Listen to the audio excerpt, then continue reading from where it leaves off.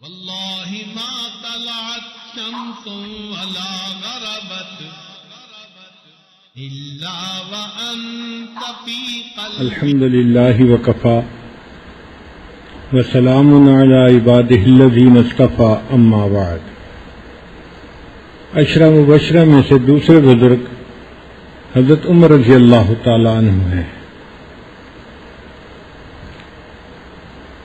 حضرت عمر رضی اللہ تعالیٰ عنہ قریش میں سے تھے اور 8ویں پشت پر ان کا سلسلہ نبی علیہ السلام کے ساتھ جا کر مل جاتا ہے، یعنی نبی علیہ السلام سے ان کی رشتہ داری بھی نکل آتی ہے. زمانہ جاہلیت میں عمر لانو قریش کے ایمبیسڈر کہے جاتے تھے. جب کسی قبیلے سے بات کرنی ہوتی، کوئی پیغام دینا ہوتا، تو اس کے لیے نمائندے کے طور پہ حضرت عمر لانو کو بھیجا جاتا تھا. تو حضرت عمر رضی اللہ تعالیٰ عنہ دوسرے قبائل میں جا کے قریش کی نمائندگی کرتے تھے. اس کی 2 وجوہات تھیں. ایک تو ان کا قد کاٹ بہت اچھا تھا، پرسنالٹی باروب تھی، خوبصورت تھی، اور دوسری بات پڑھے لکھے تھے، بات کرنے کا ملکہ تھا. تو قریش فخر محسوس کرتے تھے کہ ہمارے قبیلے میں سے ایک ایسا آدمی بات کے لیے گیا ہے کہ جو دیکھنے میں بھی ایک بہت اچھا انسان نظر آیا. جب اسلام لے کر آئے تو حضرت عمر لانو کا شمار علماء صحابہ میں سے ہوا. بہت سارے باقی صحابہ ان کے اقتدا کیا کرتے تھے. حدیث مبارکہ میں ہے کہ نبی علیہ السلام ایک مرتبہ ایک انصار کے باغ میں گئے اور ان کے ساتھ ابو موسیٰ اشعری رضی اللہ تعالیٰ عنہ خدمت کے لیے ساتھ تھے. تو نبی علیہ السلام کی طبیعت بہت خوش تھی اور آپ گرمی سے ریلیکس ہونا چاہتے تھے. تو آپ صلی اللہ علیہ وسلم کنویں کی منڈیر پر اس طرح بیٹھے کہ آپ نے اپنی ٹانگیں مبارک جو تھی وہ کنویں کے اندر لٹکا لیں. کنویں کے اندر ٹانگیں لٹکا کے بیٹھیں تو گرمی کے موسم میں تھوڑا ٹھنڈک محسوس ہوتی ہے. تو اللہ کے حبیب صلی اللہ علیہ وسلم ٹھنڈک حاصل کرنا چاہتے تھے، اس لیے اس طرح کنویں کے اندر ٹانگیں لٹکا کر بیٹھ گئے. اب اس موقع پر اللہ تعالیٰ کی طرف سے نبی علیہ السلام کو خوشخبری ملی. تو آپ نے فرمایا ابو موسیٰ باغ کا دروازہ بند کر دو، کوئی آنے والا آئے تو پہلے مجھ سے پوچھو پھر دروازہ کھولو. چنانچہ انہوں نے دروازہ بند کر دیا. تھوڑی دیر کے بعد دروازہ کھٹکھٹایا گیا. ابو موسیٰ اشعری نے پوچھا کون؟ جواب آیا ابو بکر. تو انہوں نے پوچھا اے اللہ کے حبیب صلی اللہ علیہ وسلم، ابو بکر صدیق آئے ہیں. نبی علیہ السلام نے فرمایا باغ کا دروازہ بھی کھول دو اور ان کو جنت میں جانے کی بشارت بھی دے دو. پھر تھوڑی دیر کے بعد دروازہ کھٹکھٹایا گیا. پوچھا کون؟ عمر. نبی علیہ السلام نے دوبارہ پھر یہی فرمایا باغ کا دروازہ بھی کھول دو اور آنے والے کو جنت کی بشارت بھی دے دو. تو حضرت عمر رضی اللہ تعالیٰ عنہ عشرہ مبشرہ میں سے ہیں. اسی دنیا میں اللہ کے حبیب صلی اللہ علیہ وسلم نے ان کو بائی نیم جنت کی بشارت عطا فرما دی تھی. یہ بہت بڑی سعادت ہے کہ نبی علیہ السلام کی زبان فیض ترجمان سے کسی کو دنیا میں جنت کی بشارت مل جائے. ایک مرتبہ نبی علیہ السلام نے خواب دیکھا کہ جنت کا ایک محل ہے جو سونے کا بنا ہوا ہے، اور وہ ایک دریا کے کنارے پر بنا ہوا ہے. یعنی جیسے دنیا میں انسان بیچ کے اوپر گھر بناتے ہیں نا، بالکل ساحل سمندر کے اوپر، تو اس مکان کی اپنی ایک جو ہے وہ شان ہوتی ہے. تو جی بیچ کے اوپر مکان ہے. تو عمر لانو کا مکان دیکھا جو بالکل دریا کے کنارے پر تھا، بلکہ مکان کی کچھ سیڑھیاں پانی کے اندر تک گئی ہوئی تھیں. تو نبی علیہ السلام نے دیکھا کہ ایک عورت وہاں بیٹھی وضو کر رہی ہے. تو آپ صلی اللہ علیہ وسلم نے فرشتے سے پوچھا کہ یہ محل کس کا ہے؟ انہوں نے کہا کہ یہ عمر رضی اللہ تعالیٰ عنہ کا ہے. تو نبی علیہ السلام جاگے اور آپ صلی اللہ علیہ وسلم نے یہ خواب حضرت عمر لانو کو سنایا کہ عمر میں نے جنت میں تمہارے محل کو بھی دیکھا، میرا دل چاہتا تھا کہ میں محل میں داخل ہو کے اندر کی عمارت کو بھی دیکھوں، مگر مجھے تمہاری غیرت یاد آ گئی اور میں محل کے اندر داخل نہیں ہوا. تو عمر لانو رونے لگ گئے اے اللہ کے حبیب صلی اللہ علیہ وسلم، اگر آپ چاہتے تھے تو آپ محل کو ضرور دیکھ لیتے، میرے لیے سعادت ہو جاتی۔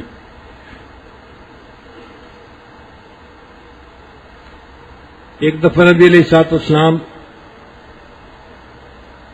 احد پہاڑ کے اوپر تھے کہ پہاڑ میں ہلکا سا زلزلہ محسوس ہوا، تو نبی علیہ السلام نے فرمایا احد تو کیوں ہلتا ہے؟ تیرے اوپر ایک نبی ہے، ایک صدیق ہے اور 2 شہید موجود ہیں۔ اور پہاڑ کے اوپر ایک نبی علیہ السلام تھے جو نبی تھے، ایک ابو بکر صدیق لانو تھے جو صدیق تھے، اور ایک حضرت علی لانو اور حضرت عثمان لانو 2 صحابہ تھے، اور یہ دونوں شہید تھے۔ تو گویا ان کو زندگی میں نبی علیہ السلام کی زبان سے شہید ہونے کی بشارت نصیب ہو گئی تھی۔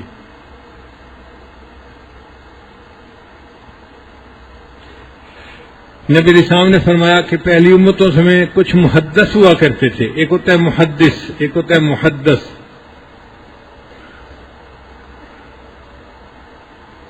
محدث کہتے ہیں جس بندے کو الہام ہو اور وہ الہام کے ذریعے سے باتیں کرے۔ تو نبی علیہ السلام نے فرمایا کہ میری امت کا محدث وہ عمر بن الخطاب ہے، اللہ تعالیٰ ان کو الہام فرماتے ہیں اور وہ الہام کی بنیاد پر باتیں کرتے ہیں۔ حضرت عمر لانو کی یہ کتنی شان ہے کہ نبی علیہ السلام نے ان کی تصدیق فرمائی، تعریف فرمائی۔ پھر نبی علیہ السلام نے فرمایا اگر میرے بعد کوئی نبی آنا ہوتا، لو کان بعدی نبی لکان عمر، اگر میرے بعد کوئی نبی آنا ہوتا تو عمر کے اندر وہ صفات تھیں کہ ان کو نبوت کا درجہ نصیب ہوتا، لیکن اب چونکہ میں خاتم النبیین ہوں، میرے بعد کوئی نبی نہیں آئے گا۔ یہاں پر طلباء ایک سوال پوچھتے ہیں کہ نبی علیہ السلام نے حضرت ابوبکر صدیق کا نام کیوں نہیں لیا؟ حضرت مولانا یعقوب نانوتوی رحمۃ اللہ سے طلباء نے پوچھا، حضرت نبی علیہ السلام نے جو فرمایا لو کان بعدی نبی لکان عمر، تو ابو بکر کا نام کیوں نہیں لیا؟ تو مولانا یعقوب نانوتوی رحمۃ اللہ نے جواب دیا کہ دیکھو ابو بکر صدیق لانو کو نبی علیہ السلام کے ساتھ میت کبریٰ حاصل تھی، وہ تو نبی علیہ السلام کے ساتھ تھے، جڑے ہوئے تھے، اور یہاں نبی علیہ السلام فرماتے ہیں بعدی، تو بعد میں اگر دیکھیں تو وہ تو عمر ہی بچتے ہیں، اس لیے نبی علیہ السلام نے عمر لانو کا نام لے دیا۔ نبی علیہ السلام نے فرمایا عمر جس راستے پر چلتا ہے شیطان اس راستے کو چھوڑ دیتا ہے۔ الحق کو ینطلق علی لسان عمر، عمر کی زبان کے اوپر حق بولتا ہے، سچ ہوتا ہے عمر کی زبان کے اوپر۔ ایک مرتبہ کفار نے، قریش مکہ نے نبی علیہ السلام کے ساتھ بہت بدتمیزی کی۔ نبی علیہ السلام اس بات پر بہت غمزدہ تھے۔ نبی علیہ السلام کے چچا تھے حضرت حمزہ رضی اللہ تعالیٰ عنہ، وہ چچا بھی تھے لیکن چونکہ ایج گروپ ایک تھا تو نبی علیہ السلام کے دوست بھی تھے، تو نبی علیہ السلام کے ساتھ ان کا 2 طرح کا تعلق تھا، رشتے میں چچا لگتے تھے مگر آپس میں دوست تھے، ایک دوسرے سے دوستی بہت زیادہ تھی۔ حضرت حمزہ رضی اللہ عنہ شکار کھیلنے کے لیے گئے ہوئے تھے، جب واپس تشریف لائے تو لوگوں نے ان کو بتایا کہ آج ابو جہل نے نبی علیہ الصلوۃ والسلام کو بہت ایذا پہنچائی، بہت ستایا ہے۔ تو حمزہ رضی اللہ عنہ کو بہت اس پر جو ہے غصہ آیا، وہ اپنی تلوار لے کر چلے اور ابو جہل کو تلاش کیا۔ ابو جہل ایک جگہ پر کفار کے مجمع میں بیٹھا ہوا تھا، انہوں نے پوچھا کہ کیا تم نے میرے بھتیجے کو بہت تکلیف پہنچائی ہے، اور تلوار الٹی کر کے اس کے سر کے اوپر ماری۔ ایک ہوتا ہے نا تلوار کا تیز ایج، وہ تو کاٹ کے رکھ دیتا ہے، ایک اس کی دوسری سائیڈ ہوتی ہے، وہ انسان کو قتل تو نہیں کرتی لیکن اس کو زخمی کر دیتی ہے۔ تو حضرت حمزہ رضی اللہ عنہ نے سارے مجمع کے سامنے تلوار الٹی کر کے ابو جہل کے سر کے اوپر ماری، جس سے اس کا خون نکل آیا، مگر ابو جہل کہنے لگا کہ حمزہ سے بدلہ مت لینا، اگر ایسا کرو گے تو بنو ہاشم سے تمہیں لڑنا پڑے گا اور یہ لڑائی مہنگی پڑ جائے گی۔ تو انہوں نے اس کو اگنور کر دیا۔ حضرت حمزہ رضی اللہ عنہ اس کے بعد نبی علیہ السلام کے پاس آئے کہ میں جا کر اپنے بھتیجے کو خوشخبری سنا دوں۔ نبی علیہ السلام دار ارقم میں تھے تو حضرت حمزہ رضی اللہ عنہ بھی آ گئے، خوش ہو کر سامنے بیٹھے۔ اب اپنی طرف سے تو حمزہ رضی اللہ عنہ ایک بڑا کام کر کے آئے تھے، کہ انہوں نے آپ کو ستایا اور میں اس کا بدلہ لے لیا. انہوں نے پورا واقعہ سنایا کہ مجھے پتا چلا کہ آپ کے ساتھ بدتمیزی ہوئی ہے تو میں نے آپ کا بدلہ اس سے لے لیا. وہ زخمی ہو گیا, اس کا خون نکل آیا. یہ سن کر نبی علیہ الصلوۃ والسلام خاموش رہے. تو حمزہ رضی اللہ عنہ نے محسوس کیا کہ نبی علیہ السلام کو میری بات سن کے خوشی نہیں ہوئی. تو انہوں نے پوچھا, اے اللہ کے حبیب صلی اللہ علیہ وسلم, کیا آپ کو میری بات سن کے خوشی نہیں ہوئی؟ تو نبی علیہ السلام نے فرمایا, نہیں, مجھے کوئی خوشی نہیں ہوئی. خوشی تو مجھے تب ہوگی جب تو کلمہ پڑھ کے مسلمان ہو جائے گا. تو حضرت حمزہ رضی اللہ عنہ نے اسی وقت کلمہ پڑھا اور وہ مسلمان ہو گئے. تو یہ 39ویں مسلمان تھے. اب حمزہ رضی اللہ عنہ کا اسلام قبول کرنا ایک بڑی بات تھی. معاشرے میں ان کا وقار تھا, ان کی عزت تھی, ان کا احترام تھا, اور کفار کی نظر میں ایک ایسے اہم آدمی کا مسلمان ہو جانا مسلمانوں کی بڑی تقویت تھی. اب یہ واقعہ سارا پورے مکہ مکرمہ کے اندر گردش کر رہا تھا کہ جی حمزہ نے یہ کیا اور ابو جہل کو مارا اور یہ ہوا اور وہ ہوا. یہ بات جب عمر رضی اللہ عنہ کو پہنچی تو وہ بڑے حیران ہوئے کہ یہ روز روز کا کیا قصہ ہے. چلو میں اٹھتا ہوں اور میں جا کے مسلمانوں کے پیغمبر ہی کو قتل کر دیتا ہوں, نہ رہے بانس نہ بجے بنسری, نہ وہ بتوں کے خلاف باتیں کر سکیں گے اور نہ کوئی جھگڑا ہوگا آپس میں. چنانچہ وہ اپنی تلوار, اپنی کمان اور اپنا نیزہ تینوں چیزیں لے کر نکلے کہ پتہ نہیں لڑائی کا انداز کیا ہوگا, میں تینوں چیزیں لے لیتا ہوں. اور غصے میں تھے اور وہ چاہتے تھے کہ کہیں نبی علیہ الصلوۃ والسلام کو دیکھیں اور آپ صلی اللہ علیہ وسلم کو شہید کر دیں. اللہ کی شان دیکھیں کہ ایک اور جو ہے صحابی تھے, ان سے ملاقات ہوئی, سلام دعا ہوئی. انہوں نے پوچھا, عمر غصے میں نظر آتے ہیں؟ ہاں میں غصے میں ہوں. کیا ہوا؟ بس میں چاہتا ہوں کہ میں جاؤں اور مسلمانوں کے پیغمبر علیہ الصلوۃ والسلام کا کام تمام کر دوں. جب یہ کہا تو اس نے آگے سے کہا, تم ان کی بات کرتے ہو جو اپنے گھر کی خبر لو, تمہاری بہن اور تمہارا بہنوئی وہ مسلمان ہو چکے ہیں. حضرت عمر رضی اللہ عنہ تو اس بات کا تصور بھی نہیں کر سکتے تھے کہ ان کے گھر کے لوگ اسلام قبول کریں. چنانچہ انہوں نے رخ بدلا اور اپنی بہن کے گھر پہنچ گئے. ان کے بہنوئی تھے حضرت سعید رضی اللہ تعالیٰ عنہ. انہوں نے دروازہ کھولا. عمر رضی اللہ عنہ اندر داخل ہوئے, غصے میں تھے. اپنے بہنوئی کو کہنے لگے کہ میں نے سنا کہ آپ لوگ مسلمان ہو گئے ہیں. ان کا اگر اسلام سچ ہو تو پھر مسلمان ہونے میں کیا حرج ہے. بس یہ سنتے ہی انہوں نے اس کو مارنا شروع کر دیا اپنی کمان سے. حضرت عمر رضی اللہ عنہ کی بہن بھی قریب تھیں, وہ آگے بڑھی اور اپنے خاوند کو بچانے لگی. تو حضرت عمر رضی اللہ عنہ نے اپنی بہن کے زور کا تھپڑ لگایا تو وہ نیچے جا گری. جب اٹھی تو ان کی آنکھوں میں آنسو بھی تھے, تکلیف بھی ہو رہی تھی, رو رہی تھی. تو انہوں نے کہا کہ تم میرے خاوند کو کیوں مار رہے ہو؟ عمر اللہ نے کہا کہ تمہاری جرت کیسے ہوئی کہ تم لوگ مسلمان ہو جاؤ بغیر میرے کہے.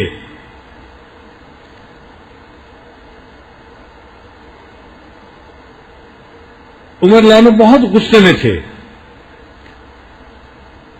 تو عمر اللہ کے غصے کو دیکھ کر پھر بہن نے آگے سے جواب دیا کہ عمر, جس ماں کا دودھ تو نے پیا ہے اسی ماں کا دودھ میں نے پیا ہے. تم میرے جسم سے جان تو نکال سکتے ہو, میرے دل سے ایمان کو نہیں نکال سکتے. ان کا نام تھا فاطمہ, وہ بھی عمر اللہ کی بہن تھی, وہی خون تھا. انہوں نے ایسا جواب دیا کہ جس جواب کو سن کر عمر اللہ کے کیفیت ہی بدل گئی. کہنے لگے, اچھا مجھے بتاؤ تم لوگ ابھی کیا سن رہے تھے, پڑھ رہے تھے, مجھے آواز آ رہی تھی. تو ایک صحابی تھے خباب رضی اللہ تعالیٰ عنہ, وہ ان کے گھر میں ان کو قرآن پاک پڑھا رہے تھے, اور عمر اللہ جب آئے تو وہ چھپ گئے تھے. تو جب عمر اللہ نے کہا کہ بتاؤ, لاؤ دکھاؤ تم کیا پڑھ رہے تھے, تو بہن نے کہا, عمر تو مشرک ہے, ناپاک ہے, تو اس کتاب کو ہاتھ نہیں لگا سکتا, یہ اللہ کا کلام ہے, پاک بندہ ہاتھ لگا سکتا ہے, تم غسل کرنے کے بعد ہاتھ لگا سکتے ہو. تو عمر اللہ نے غسل کیا اور پھر اس کے بعد ان کے سامنے وہ قرآن پاک کی آیات لائی گئی. عمر اللہ نے ان کو پڑھنا شروع کیا. وہ سورہ طٰہٰ کی ابتدائی آیات تھیں. طٰہٰ ما انزلنا علیک القرآن لتشقی الا تذکرۃ لمن یخشی. پڑھتے پڑھتے جب وہ اس آیت پر پہنچے اننی انا اللہ لا الہ الا انا فاعبدنی واقم الصلاۃ لذکری، تو عمر رضی اللہ عنہ کے دل میں ایمان کا نور آ گیا. وہ کہنے لگے اچھا مجھے تم اپنے پیغمبر علیہ السلام کے پاس لے چلو. جب انہوں نے یہ الفاظ کہے کہ مجھے اپنے پیغمبر علیہ السلام کے پاس لے چلو تو خباب رضی اللہ عنہ جو چھپے ہوئے تھے وہ بھی نکل کے آ گئے اور کہنے لگے عمر مبارک ہو، میں نے اپنے پیارے حبیب صلی اللہ علیہ وسلم کو دعا کرتے ہوئے دیکھا ہے تمہارے بارے میں، اللہ عمر بن خطاب کو ہدایت عطا فرما دے. میرے آقا صلی اللہ علیہ وسلم کی دعا قبول ہو گئی اور اللہ نے تمہیں ایمان کے لیے قبول فرما لیا. چنانچہ عمر رضی اللہ عنہ ہاتھ میں تلوار لے کر دار ارقم پہنچے. دار ارقم میں نبی علیہ السلام بھی موجود تھے اور صحابہ کرام بھی آپ کے ساتھ موجود تھے. دروازہ کھٹکھٹایا گیا. ایک صحابی نے اندر سے دیکھا سوراخ میں سے، تو انہوں نے دیکھا کہ عمر رضی اللہ عنہ کھڑے ہیں اور ہاتھ میں ننگی تلوار ہے. تو عمر رضی اللہ عنہ سے تو سب لوگ ڈرتے تھے. وہ حیران ہو کر بتانے لگے کہ دروازے پر عمر کھڑا ہے اور اس کے ہاتھ میں ننگی تلوار ہے. تو حمزہ رضی اللہ عنہ کہنے لگے فکر کی بات نہیں ہے، دروازہ کھول دو. اگر اچھی نیت سے آیا ہے تو اس کا آنا اللہ قبول کریں گے، اور اگر کوئی اور ارادہ لے آیا ہے تو میں اسی کی تلوار سے اس کی گردن کو اڑا کے رکھ لوں گا. کیونکہ حمزہ رضی اللہ عنہ بھی بہت بہادر تھے. اللہ کے حبیب صلی اللہ علیہ وسلم نے ان کو سید الشہداء کا خطاب عطا فرمایا. تو حضرت عمر رضی اللہ عنہ کے لیے دروازہ کھول دیا گیا. حضرت عمر رضی اللہ عنہ گھر میں داخل ہوئے، لیکن ان کے انداز بدلے ہوئے تھے. وہ پہلے والی سختی، وہ جو طبیعت کے اندر ایک روب تھا اور سختی تھی وہ نہیں تھی. اب عاجزی تھی طبیعت کے اندر. چنانچہ نبی علیہ السلام کے پاس آ کر کھڑے ہو گئے. نبی علیہ السلام نے ان کو یہاں انسان کے جہاں کرتا اور شلوار ملتے ہیں، کرتا اور تہبند ملتے ہیں، بے مجامع قمیص ہی، اس جگہ سے ان کو پکڑ کے فرمایا تو کب تک کلمہ نہیں پڑھے گا؟ یہ میرے آقا صلی اللہ علیہ وسلم کی دعا تھی کہ جب نبی علیہ السلام نے یہ فرمایا تو عمر رضی اللہ عنہ نے کلمہ پڑھا اور وہ مسلمان ہو گئے. جب انہوں نے کلمہ پڑھا صحابہ کو اتنی خوشی ہوئی کہ سب نے مل کر اللہ اکبر کا نعرہ لگایا. اس نعرے کی آواز مکہ مکرمہ کے لوگوں نے بھی سنی، باہر کے یعنی یہ آواز گھر سے باہر تک گئی، گلی تک گئی، لوگوں نے سنا کہ اللہ اکبر کا نعرہ لگایا. خیر عمر رضی اللہ عنہ مسلمان ہو گئے.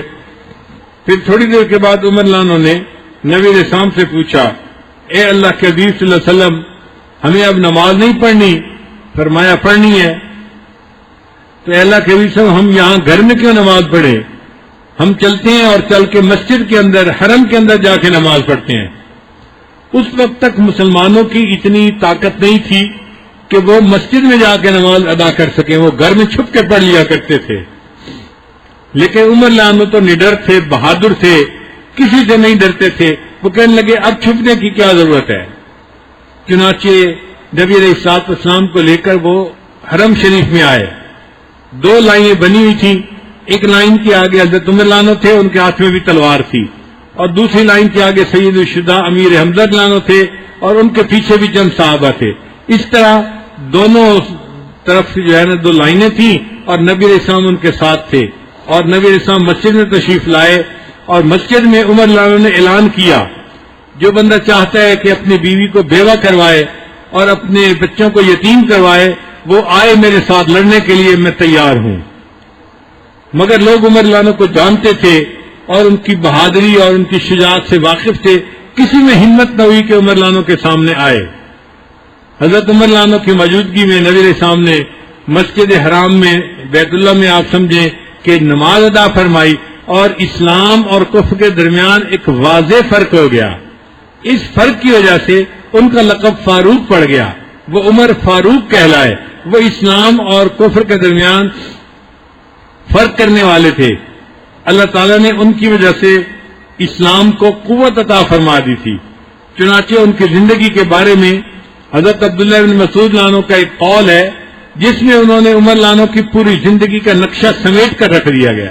وہ فرمایا کرتے تھے ان اسلام عمر کان فتحن، کہ عمر لانوں کا اسلام قبول کرنا اسلام کی فتح تھی، وَإِنَّ ہجرتہ کانت نصرن، اور ان کا ہجرت کرنا مکہ سے مدینہ یہ اسلام کی مدد تھی، وَإِنَّ امارتہ کان رحمتن، اور ان کا امیر المومنین بننا، خلیفہ بننا امت کے لیے یہ رحمت تھی۔ نبی علیہ السلام نے ایک مرتبہ خواب دیکھا کہ ایک کنواں ہے اور اس کنویں سے میں ڈول پانی کے کھینچ رہا ہوں اور آگے زمین کو سیراب کر رہا ہوں۔ فرماتے ہیں کہ میں جب ڈول کھینچ کے تھک گیا تو ابو بکر نے مجھ سے ڈول لے لیا، پھر اس نے بھی چند ڈول کھینچے، مگر وہ بھی بہت تھکا ہوا تھا اور اس کو کھینچنے میں مشقت پیش آ رہی تھی۔ فرماتے ہیں کہ پھر اس سے عمر نے ڈول لے لیا اور عمر نے ڈول کو اتنا اچھا کھینچا اور اتنا تیز پانی نکالا کہ زمین کو جل تھل کر دیا۔ تو نبی علیہ السلام نے فرمایا کہ میرے اس خواب کا یہ مفہوم ہے کہ دین کا کام میں نے بھی کیا ہے، میرے بعد ابو بکر کرے گا، مگر ابو بکر کے دور خلافت میں دین اسلام ذرا کم پھیلے گا، کیونکہ اندر کے فتنوں کو جو ہے وہ روکنا ہوگا، تو ابو بکر صدیق رانوں کو یہ کام زیادہ کرنا پڑے گا۔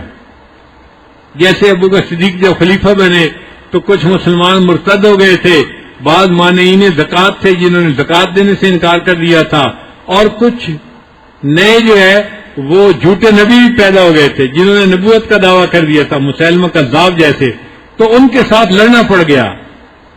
تو ابو بکر صدیق رانوں کو اپنی جماعت کو مضبوط کرنے کے لیے اندر مصروف رہنا پڑا۔ لیکن جب حضرت عمر لانو خلیفہ بنے، اللہ تعالیٰ نے ان کو مضبوط جو ہے وہ قوت عطا فرمائی تھی، انہوں نے اسلام کو پھیلانے پہ زور دیا، اور ان کی وجہ سے اللہ نے کیسر اور کسرا کے تاج تخت جو تھے وہ عمر لانو کے قدموں میں لا کر ڈال دیے، حتیٰ کہ انہوں نے بیت المقدس کو بھی فتح کیا۔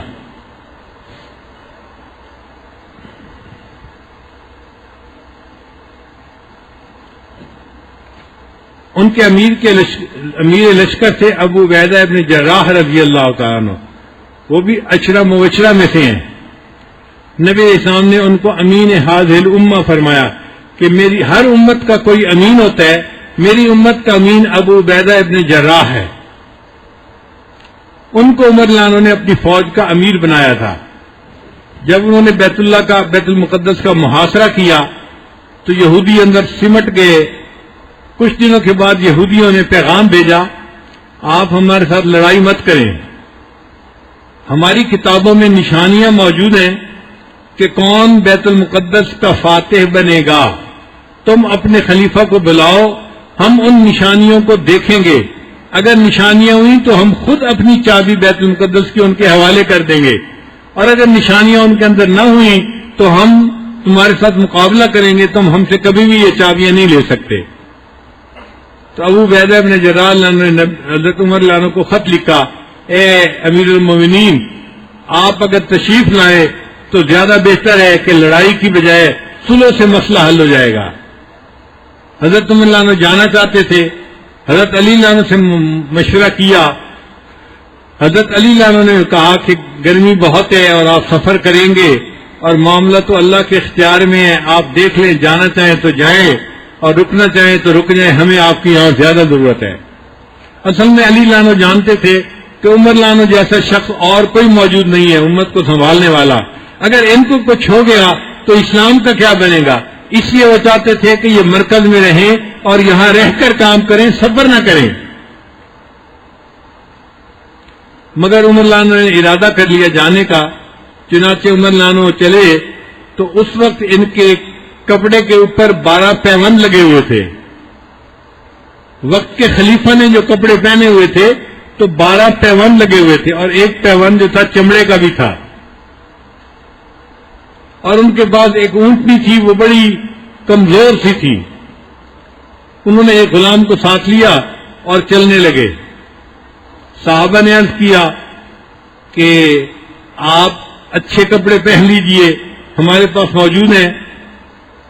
اس وقت تو اسلام کو اللہ نے فتوحات عطا فرمائی ہیں، اور ان فتوحات کی وجہ سے بیت المال کے اندر بہت کچھ ہے، غربت کا وقت نہیں ہے، آپ اسلام کی نمائندگی کریں گے تو آپ بہتر ہے کہ اچھا لباس پہن کر جائیں. کافروں کے دل پر روب پڑے کہ مسلمانوں کو بھی اللہ تعالیٰ نے دنیا کی یہ سب نعمتیں عطا فرما دی ہیں، اور جو تاثر ہے نا کہ مسلمان کمزور ہیں اور غریب ہیں، یہ ختم ہونا چاہیے. چنانچہ حضرت عمر رضی اللہ عنہ نے وہ کپڑے پہن تو لیے، ان کے لیے پھر ایک ابلک گھوڑا منگایا گیا. جب حضرت عمر رضی اللہ عنہ اس ابلک گھوڑے پر بیٹھے تو تھوڑی دیر کے بعد پھر نیچے اتر گئے. غلام نے پوچھا امیر المومنین نیچے کیوں اترے؟ فرمایا کہ میرے دل کی کیفیت بدل گئی اور میرے دل نے مجھے کہا کہ نہیں، مجھے اپنی اونٹنی پہ سفر کرنا چاہیے اور وہی کپڑے پہننے چاہیے جو میرے ذاتی ہیں. چنانچہ حضرت عمر رضی اللہ عنہ نے اپنے کپڑے بدل لیے اور انہی کپڑوں کے ساتھ جو آپ کے تھے اونٹنی کے اوپر سفر کیا، اور اپنے غلام کے ساتھ طے کیا کہ 1 میل میں اونٹنی پر سوار ہوں گا، آپ پیدل چلیں گے، اور دوسری مرتبہ آپ سوار ہونا اور میں پیدل چلوں گا. اس نے کہا کہ میں تو غلام ہوں، آپ اونٹنی پر بیٹھے، میں چلتا رہوں گا پیدل. فرمایا اگرچہ تم غلام ہو لیکن انسان تو ہو، جیسے میں تھکوں گا مجھے مشقت پہنچے گی، ایسے تمہیں بھی مشقت پہنچے گی اور تم بھی تھکو گے، لہذا یہ مناسب نہیں کہ میں اونٹ پر سفر کروں اور تم چلتے رہو، ایک ایک منزل کا حساب کر لیتے ہیں. غلام اس کے اوپر تیار ہو گیا. اللہ تعالیٰ کی شان دیکھیں، سفر کٹتا رہا. عین جب آخری 1 میل تھا جہاں پہ یہودیوں کے راہب اور بڑے بڑے جو تھے وہ ربائی وہ موجود تھے، تو وہ 1 میل کا سفر غلام کے اونٹنی پر بیٹھنے کا تھا اور حضرت عمر رضی اللہ عنہ کے پیدل چلنے کا تھا. تو عمر رضی اللہ عنہ نے اونٹنی کی رسی کو پکڑ لیا، اور اونٹنی کو جو مہار تھی وہ بھی چمڑے کی نہیں تھی بلکہ عام جیسے چھال ہوتی ہے نا کھجور کی، اس کی بنی ہوئی رسی تھی جو بہت معمولی سمجھی جاتی ہے. تو عمر رضی اللہ عنہ نے وہ مہار پکڑ لی اور پیدل چلنا شروع کر دیا، اور اونٹنی کے اوپر غلام بیٹھا ہوا تھا. اس حال میں جب وہاں پہنچے تو یہودیوں کے جو علماء تھے انہوں نے اپنی کتاب تورات کو نکالا اور عمر رضی اللہ عنہ کی نشانیاں اس میں دیکھی، تو اس میں ہو بہو یہی نشانیاں رکھی ہوئی تھی کہ عمر رضی اللہ عنہ کے کپڑے کے اوپر پیون لگے ہوئے ہوں گے اور ان کا غلام اونٹنی پہ سوار ہوگا اور وہ خود اونٹنی کی مہار پکڑ کے پیدل چل کے آ رہے ہوں گے. جب انہوں نے تمام نشانیاں عمر رضی اللہ عنہ کے اندر دیکھ لی تو بغیر لڑائی کے انہوں نے چابیاں حوالے کر دی اور حضرت عمر رضی اللہ عنہ بیت المقدس کے فاتح بن گئے.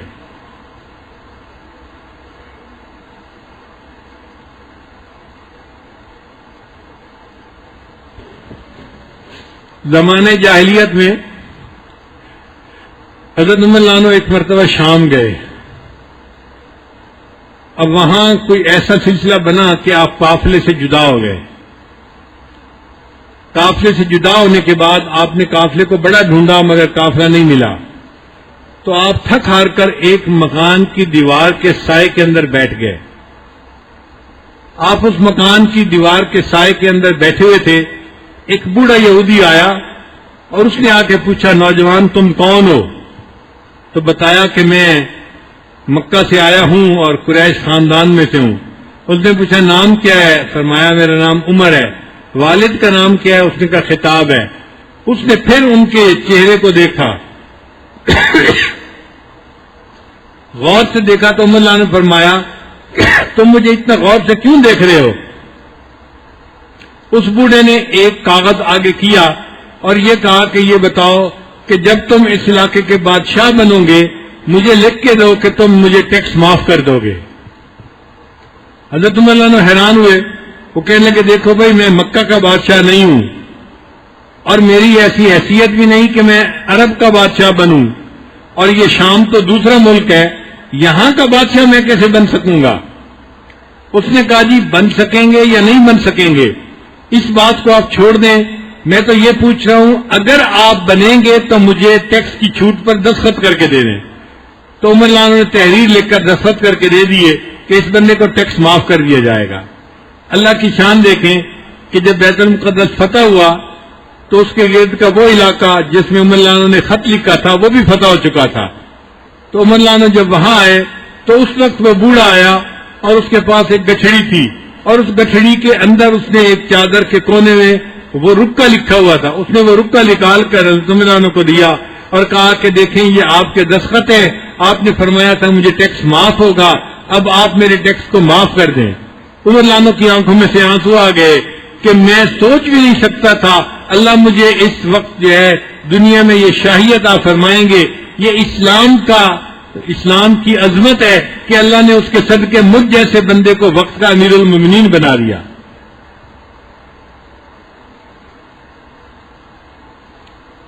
ایک مرتبہ عمر رضی اللہ عنہ مدینہ سے مکہ مکرمہ آئے تو مکہ مکرمہ کی ایک پہاڑی پر چڑھ رہے تھے، دوپہر کا وقت تھا اور آپ کے ساتھ بہت ساری فوج تھی۔ ایک جگہ آپ جا کر کھڑے ہو گئے اور آپ کے کھڑے ہونے کی وجہ سے فوج بھی کھڑی ہو گئی۔ اب گرمی کی شدت ہے اور سب دھوپ میں کھڑے ہیں، اور کیوں کھڑے ہیں یہ سمجھ نہیں آ رہی۔ تو جو قریب لوگ تھے انہوں نے کہا امیر المومنین آپ کے کھڑے ہونے کی وجہ سے پورا لشکر دھوپ کے اوپر کھڑا ہے اور لوگوں کو پسینے کی وجہ سے دقت ہو رہی ہے، تنگی ہو رہی ہے، آپ چلیں تاکہ لشکر چل پڑے۔ آپ بتائیں آپ کیوں یہاں کھڑے ہیں؟ عمر رضی اللہ عنہ نے بتایا کہ میں اس لیے کھڑا ہوں کہ میں اس وادی کو دیکھ رہا ہوں۔ میں زمانہ جاہلیت میں جب نوجوان تھا تو اونٹ چرانے کے لیے اس وادی میں آیا کرتا، اور مجھے اونٹ چرانے کا طریقہ نہیں آتا تھا۔ میرے اونٹ خالی پیٹ گھر واپس جاتے تو میرا والد خطاب مجھے کوستا تھا، مجھے مارتا تھا، مجھ سے ناراض ہوتا تھا اور کہتا تھا عمر تو کیا زندگی گزارے گا، تجھے اونٹ بھی چرانے نہیں آتے۔ میں اپنے اس وقت کو یاد کر رہا ہوں جب عمر کو اونٹ چرانے نہیں آتے تھے، اور آج اس وقت کو یاد کر رہا ہوں جب اسلام اور قرآن کی برکت سے اللہ نے عمر کو امیر المومنین بنا دیا ہے۔ عمر رضی اللہ عنہ کو اللہ تعالی نے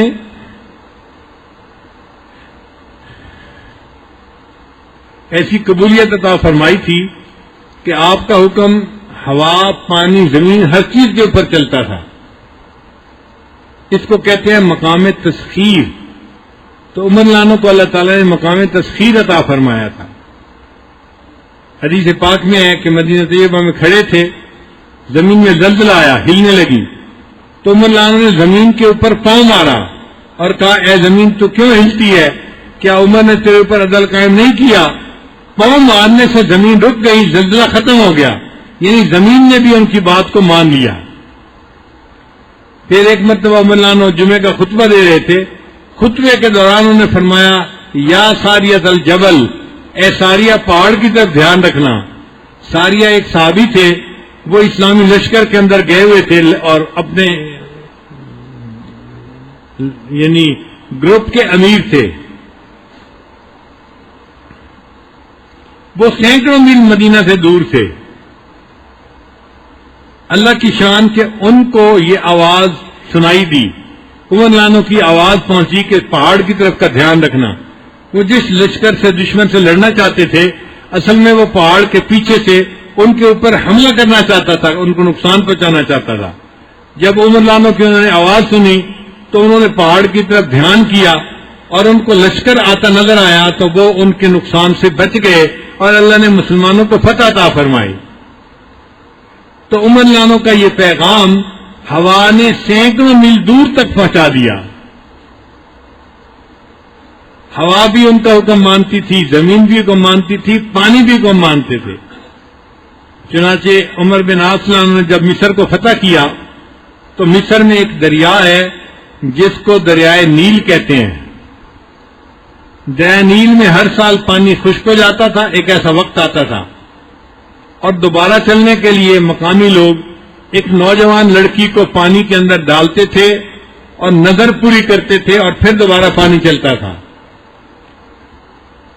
اب جب پانی چلنے کا وقت آیا تو لوگوں نے عمر بن عاص سے پوچھا کہ حضرت آپ بتائیں اب ہم کیا کریں؟ عمر بن عاص نے حضرت عمر کو خط لکھا، امیر المومنین یہاں پر یہ ایک رسم ہے کہ یہ ایک لڑکی کو پانی میں ڈالتے ہیں اور تب پانی چلتا ہے۔ ہم مسلمان ہیں، ہم ان رسوم پہ عمل نہیں کر سکتے، ہمیں بتائیں ہم کیا کریں۔ عمر نے ایک چھوٹا سا پرچہ لکھا، خط لکھا دریائے نیل کے نام، اے دریائے نیل، اگر تو اپنی مرضی سے چلتا ہے تو نہ چل، اور اگر اللہ کی مرضی سے چلتا ہے تو امیر المومنین عمر تجھے حکم دیتا ہے کہ تو چلنا شروع کر، اور ساتھ پیغام دیا کہ میرے اس خط کو دریائے نیل کے پانی کے اندر ڈال دیا جائے۔ جب وہ رک کا پانی کے اندر ڈالا گیا، دریائے نیل کا پانی چلنا شروع ہوا، اس وقت سے چل رہا ہے، اس کے بعد آج تک دریائے نیل کا پانی ختم نہیں ہوا۔ تو عمر لانو کا حکم ہوا نے مانا، پانی نے مانگا، زمین نے مانا، آگ نے مانا۔ ایک مرتبہ ایک آگ پہاڑ کی غار سے نکلی اور مدینہ طیبہ طرف بڑھنے لگ گئی، قریب تھا کہ وہ شہر کے اندر تک پھیل جاتی۔ حضرت عمر لانو نے تمیم داری لانو کو بلایا اور ان کو فرمایا کہ آپ جائیں اور جا کر اس آگ کو واپس اسی جگہ کر دیں جہاں سے نکلی تھی۔ انہوں نے 2 رکعت نفل پڑھے، اللہ سے دعا مانگی اور آگ کے قریب پہنچے تو جو اپنا کرتا، اپنا رومال تھا، وہ انہوں نے اپنی چادر کو ہاتھ میں پکڑا اور آگ کو اس طرح مار رہے تھے جیسے کسی جانور کو چھانٹے سے مارتے ہیں۔ ان کے چھانٹے کے مارنے سے آگ سمٹنا شروع ہوئی، جہاں سے نکلی تھی وہیں پر واپس چلی گئی۔ تو عمر لانو کا حکم آگ پہ چلا، پانی پہ چلا، زمین پہ چلا، ہوا پہ چلا۔ اللہ نے ان کو مقام تسخیر عطا فرمایا تھا۔ ان کی زندگی کے اندر احتیاط بہت تھی۔ چنانچہ رات کا وقت تھا، ان کو ملنے کے لیے حضرت علی عنہ آئے۔ عمر لانو نے پوچھا، علی کوئی کام ہے سرکاری یا ذاتی مشورے کے لیے آئے ہو؟ تو حضرت علی عنہ نے فرمایا کہ نہیں، میں ویسے ہی آپ سے ملنے کے لیے آ گیا ہوں، کرٹسی کال ہے یہ۔ حضرت عمر نے ان کو بٹھایا اور جو چراغ جل رہا تھا اس کو پھونک مار کے بجھا دیا۔ اب حضرت علی عنہ بڑے حیران ہوئے، عمر مہمان کے آنے پر چراغ جلاتے ہیں، چراغ بجھاتے تو نہیں ہے، آپ نے بجھایا کیوں؟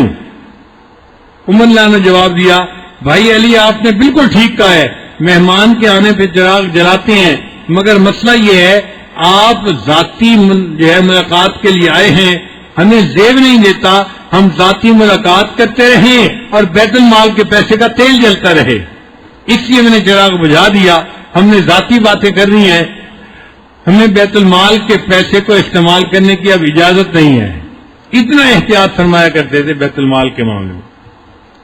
ایک مرتبہ بہت سارا غنیمت کا مال آیا اور اس میں بہت سارا عطر تھا، خوشبو تھی جس کو تقسیم کرنا تھا۔ تو عمر لانو کی بیوی نے کہا کہ امیر المومنین اس کو میں تقسیم کر دیتی ہوں عورتوں میں۔ فرمانے کہ نہیں، تم نہ کرو، کوئی اور عورت کرے۔ تو بیوی نے پوچھا کہ آخر کیا وجہ ہے؟ یہ کام میں بھی تو کر سکتی ہوں، میں بالکل برابر برابر تقسیم کروں گی سب عورتوں میں۔ عمر لانو نے کہا تم برابر برابر تو تقسیم کرو گی، لیکن تقسیم کے وقت جو خوشبو تم خود سونگو گی، میں نہیں چاہتا کہ میری بیوی بیت المال سے یہ خوشبو بغیر وجہ کے سونگے۔ اتنی احتیاط تھی بیت المال کے معاملے میں۔ اس کی وجہ سے اللہ رب العزت نے ان کی ذات میں ایسی برکتیں عطا فرمائی تھیں، ان کے ہاتھ پہ اسلام پھیلتا چلا گیا اور وہ اسلام کے پھیلانے والے بن گئے۔ حضرت عمر عنہ کو ہر وقت اللہ کے سامنے پیشی کا ڈر رہتا تھا، یہ ان کی خصوصیت تھی۔ چنانچہ انہوں نے ایک آدمی کو رکھا ہوا تھا اور اس آدمی کی ڈیوٹی کہ تم میرے ساتھ رہنا اور موقع ڈھونڈ ڈھونڈ کے موت کا تذکرہ کرتے رہنا تاکہ ہمیں موت یاد رہے۔ تو وہ آدمی ساتھ ہوتا تھا اور بات چیت کے دوران کوئی نہ کوئی پوائنٹ نکال کے وہ موت کا تذکرہ چھیڑ دیتا تھا۔ ایک دن عمر عنہ نے اس کو فارغ کر دیا اور کہا کہ اب آپ کسی دوسری ڈیوٹی کو سنبھال لیں۔ اس نے پوچھا امیر المومنین کیا اب موت کے تذکرے کی ضرورت نہیں ہے؟ تو عمر عنہ نے اپنی داڑھی کی طرف اشارہ کیا جس کے اندر چند بال سفید آ گئے تھے، فرمایا اب یہ میرے سفید بال مجھے قبر کی یاد دلانے کے لیے کافی ہیں۔ اتنا روتے تھے کہ ان کے رخسار کے اوپر رونے کی وجہ سے پانی کی لکیروں کے نشان بن گئے تھے، اتنا روتے تھے۔ یہ جو ان کا خوف تھا اس کی وجہ سے اللہ کے ہاں ان کا مقام بہت اونچا ہو گیا تھا. ایک مرتبہ انہوں نے حذیفہ رضی اللہ عنہ کو بلوایا اور فرمایا حذیفہ مجھے پتہ ہے کہ نبی علیہ السلام نے آپ کو منافقین کے نام بتائے اور یہ بھی پتہ ہے کہ نبی علیہ السلام نے منع کر دیا تھا کہ منافقین کے نام کسی اور کو نہ بتانا. حذیفہ میں آپ سے منافقین کے نام نہیں پوچھتا، صرف اتنا بتا دے کہ کہیں عمر کا نام تو ان میں شامل نہیں ہے. آپ اندازہ لگائیے اتنا تقویٰ تھا، اتنی نیکی تھی، اتنی طبیعت کے اندر جو ہے وہ اللہ کے ہاں قبولیت تھی، اور پھر ڈر اتنا تھا کہ منافق ہونے کا شبہ ہوتا تھا. حذیفہ مجھے اتنا بتا دو کہ میرا نام تو شامل نہیں ہے. تو حذیفہ نے بتا دیا کہ نہیں، آپ کا نام اس میں شامل نہیں ہو سکتا.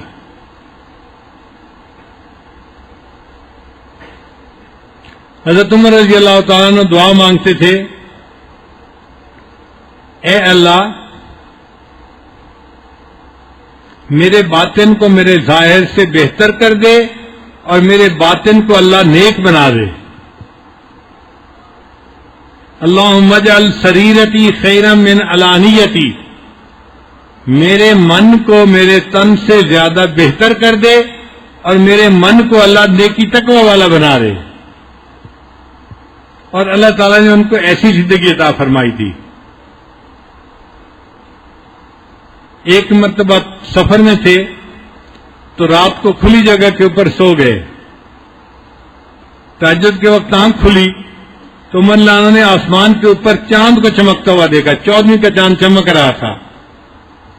جب عمر رضی اللہ عنہ کی نظر آسمان کے چاند پر پڑی تو ان کو مدینہ کا چاند یاد آ گیا. نبی اسلام کی یاد دل میں آ گئی. انہوں نے دعا مانگی، اللہم ارزقنی شہادتا فی سبیلک وجعل قبری فی بلد حبیبک. اے اللہ مجھے اپنے محبوب کے شہر میں شہادت عطا فرما اور ان کے شہر میں میری قبر بنا دیجیے. اپنے راستے میں شہادت عطا فرما اور محبوب کے شہر میں میری قبر بنا دیجیے. اللہ تعالیٰ نے عمر رضی اللہ عنہ کی دعا کو قبول کر لیا. چنانچہ ایک مرتبہ عمر رضی اللہ عنہ فجر کی نماز پڑھانا چاہتے تھے. ایک دشمن جو تھا وہ قریب تھا کہیں، اس نے عمر رضی اللہ عنہ کو چاقو کے وار کیے. خنجر اس کے ہاتھ میں تھا، اس نے عمر رضی اللہ عنہ کے اوپر چاقو کے وار کیے تو آپ زخمی ہو گئے اور گر پڑے. جب گر پڑے تو صحابہ کرام نے نماز نہیں چھوڑی. ایک اور صحابی آگے بڑھے اور انہوں نے نماز کی امامت کروائی. کیونکہ عمر رضی اللہ عنہ امامت کروا رہے تھے، انہوں نے نماز کو کنٹینیو رکھا اور مختصر نماز پڑھا کے پھر نماز کے بعد عمر رضی اللہ عنہ کو اٹینڈ کیا. اس لیے شریعت کا یہ مسئلہ ہے کہ جب کوئی امام امامت کروانے لگے تو جو علماء ہوں ان کو امام کے فوراً پیچھے کھڑا ہونا چاہیے، تاکہ اگر امام کو کوئی مسئلہ پیش آ جائے، ہارٹ اٹیک ہو، کوئی اور معاملہ ہو، تو پیچھے والا بندہ مسلمانوں کی نماز کی قیادت کر سکے اور ان کی عبادت پوری ہو جائے.